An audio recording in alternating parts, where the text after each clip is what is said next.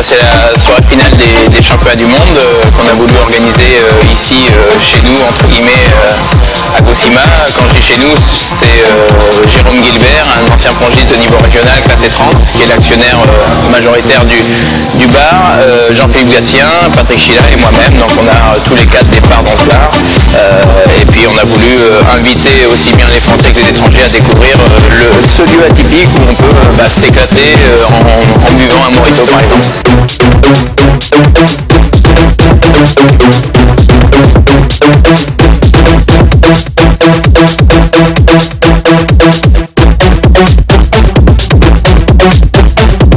En fait, la déco a été pensée avec les 4 actionnaires et même les femmes des actionnaires.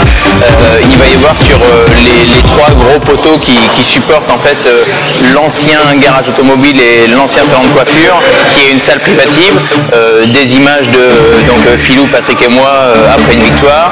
Il y aura dans la salle fumeur des articles de journaux de l'époque, un peu vieillis, et puis donc il y a une aire de jeu centrale ici, 2 autres en haut plus le salon privatif et encore 4 salles en bas avec une piste de danse au milieu. Donc il y a 2 niveaux de 290 mètres carrés où on peut accueillir 200 personnes en haut et la même chose en bas. Super content d'être là. Le bar, il n'est pas encore tout à fait prêt, mais bon, pour une soirée privée, je pense que entre plangistes, on va bien rigoler. C'est super sympa de la part de Chris, Patou et Philou de nous inviter ici. Donc voilà, j'espère qu'on va passer une bonne soirée. Et puis je trouve que c'est une sacrée idée leur bar. Eh ben écoute, voilà l'occasion sympa de découvrir le bar, le Gosima, c'est très sympa. En plus on retrouve tous les vieux et tout, donc c'est une petite cure de jouvence. Et avec 3 grammes, on va essayer de voir si on sait encore jouer au ping-pong, ça va être sympa.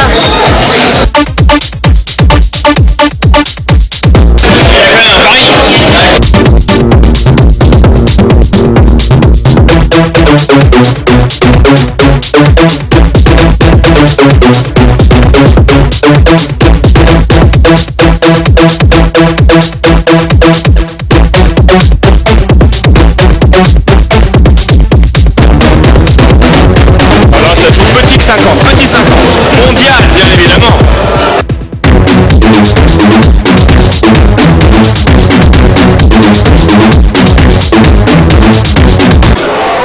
Super reportage d'Alexis Sifida.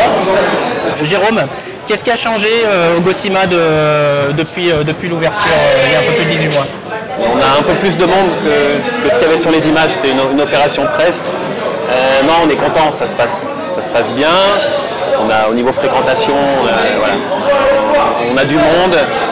On a surtout vraiment une bonne ambiance tous les soirs. Les gens, la question qu'on se posait tous les 4 avec les associés, c'était un peu est-ce que ça va prendre au niveau festif? Est-ce que l'ambiance ça va être compatible? Le fait de mettre des tables de ping-pong à côté d'un bar, est-ce que les gens vont vraiment venir pour le fun? Et la réponse pour l'instant c'est oui. Donc on est ravis. Après depuis on avait ouvert un petit peu on constate l'ambiance. On avait ouvert un petit peu à la hâte parce qu'on était pressé d'ouvrir. Donc depuis on a fait évoluer le lieu au niveau déco. On a ouvert le sous-sol. Au départ, on n'était que sur le rez-de-chaussée. Dans le reportage, le sous-sol n'était pas encore ouvert. Non. On l'a ouvert. Aujourd'hui, il y a quel espace en bas? Combien de tables? On a 4 tables de ping-pong comme au rez-de-chaussée. On a un bar. On a la même surface. Donc le week-end, il y a encore plus ambiance clubbing faite au sous-sol. On tamise bien les lumières. On a des néons de lumière noire qui permettent aux gens de jouer dans l'obscurité avec des balles qui ont l'air phospho. Donc non, on est je pense, tous contents de ce que ça a donné.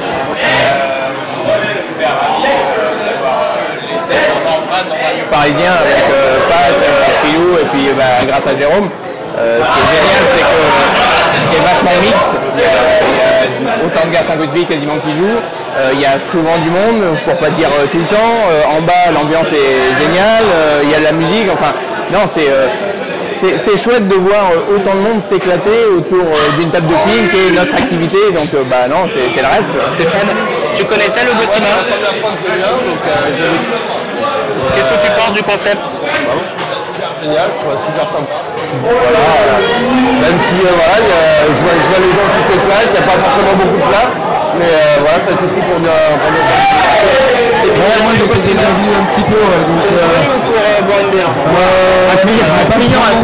j'ai une carte de fidélité qui est bien tamponnée. Non, mais le concept est génial et indirectement je trouve qu'aussi ça peut, pourquoi pas, peut-être amener des licenciés sans trop, voilà, quelqu'un qui vont trouver ça sympa, s'inscrire en club après. On vient au Gosima pour se détendre et prendre du plaisir. On vient prendre du bon temps, après voilà, c'est se réunir et puis après pratiquer le tennis de table à travers la petite réunion. Carole? Oui, justement, en fait, ravi d'avoir un lieu comme ça dans Paris. C'est génial, tout le monde peut venir jouer et en plus, au lieu de jouer dans son garage ou tout seul en famille, on peut venir ici et puis partager ça avec tout le monde. Il y a des couchettes sympas avec des balles fluorescentes pour jouer dans le noir, il y a un bar à côté, vraiment c'est super. On va rester dans le ping-pong fun. Donc au mois d'octobre, il y a eu une animation de la part de Stiga qui s'appelle Stiga Test Day. Donc là, on a nos amis de Marseille avec un joli papillon. Alors le Stiga Test Day, c'était une journée organisée donc, par le fabricant et revendeur Stiga, où il permettait en fait à des pongistes de venir tester leur matériel gratuitement et de pourquoi pas après faire le saut pour acheter. C'était une journée où tous les ambassadeurs Il va y avoir des amendes derrière. ça commence à s'animer au Gosima. Donc comme on disait, c'est vraiment festif. Donc on va regarder la vidéo du Gosima Ping Pong Bar et on revient juste après pour parler de tout ça. Du Stiga Test Day.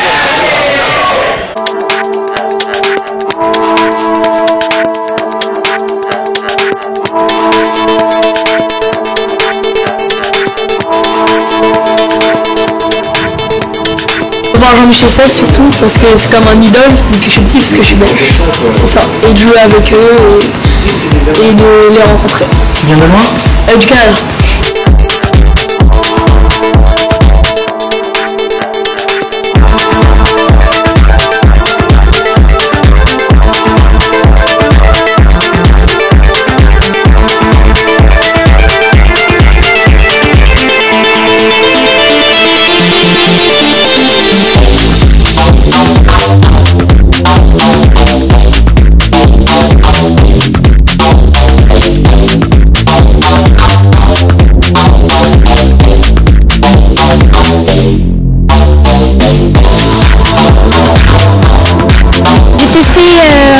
Comme Knack, les Aeroc S, je trouve qu'elles ont une bonne rapidité et qu'elles mettent beaucoup d'effets. Moi j'avais pris un bois Clipper Wood et comme revêtement c'était un revêtement Neos. C'était pour tester la vitesse, voir si c'était confortable et tout ça, et le contrôle.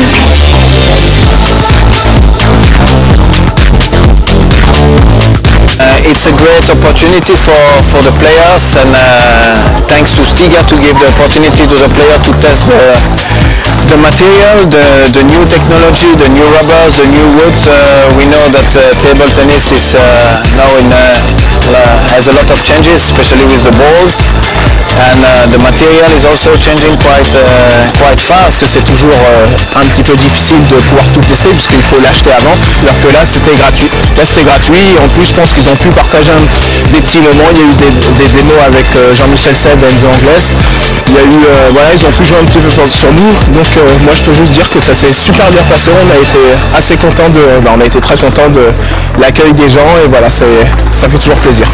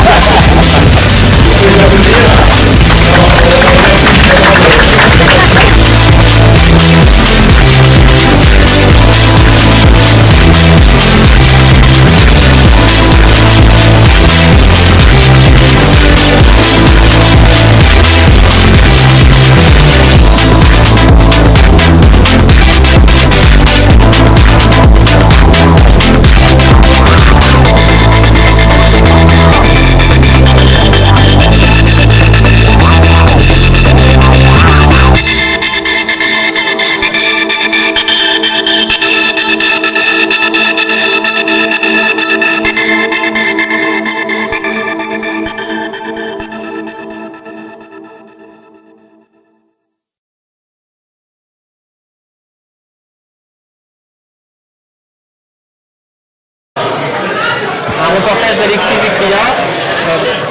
Une question par rapport au ping-pong fun. La Fédé vient de lancer une nouvelle licence qui va être une licence promotionnelle qui va permettre de jouer au ping-pong à la carte, si on peut le dire. Est-ce que vous pensez qu'on peut attirer des nouveaux licenciés par le côté ping-pong fun que peut procurer le pays? Stéphane? Moi je pense oui, c'est une licence événementielle en fait, on sait. Voilà, il y a énormément de gens qui adorent jouer au ping sans forcément vouloir être licencié dans un club.